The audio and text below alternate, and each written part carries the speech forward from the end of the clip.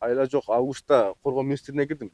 Ал киши биз биякты баштаганыбызда келген да түшүндүрүп мындай көрсөткөнбүз да жумуштардычы. Ошол киши тааныдым, кел отур деп отургузуп, ушундай десем, биз аскер курулушка коргоо министри тарабынан аскер курулушка полностью акчаны которгонбуз. Бизде которо турган акчабыз жок ал жака. Мындай өзү таап берсин, пускай деп койду да. Аскер курулуш жетекчисине кирсеңиз эмне деп атат? Аскер курулуш жетекчисине кирсем, завтырк менен комитет өтүп атат да. Мына эртең болот, бүт күн болот, уже комиссияга бергенбиз. Дебиторский задолженностьтарыбызды айттык, мына берет, коргоо министри чечип берет, тияк чечип берет, бияк чечип берет деп эле коюп жүрөт да бизди алдапчы. Уже айла мындай айла калган жок да, каяка кайрылышты билбейчи, анан сиздерге кайрылып атам азыр. Өзү негизи буларды военный прокуратура карайт экен да. Военный прокуратурага 2-3 жолу жаздык.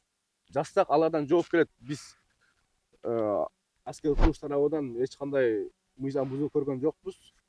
Ушундай депчи. Анан акыркысында декабрда кагаздын жообу келиптир.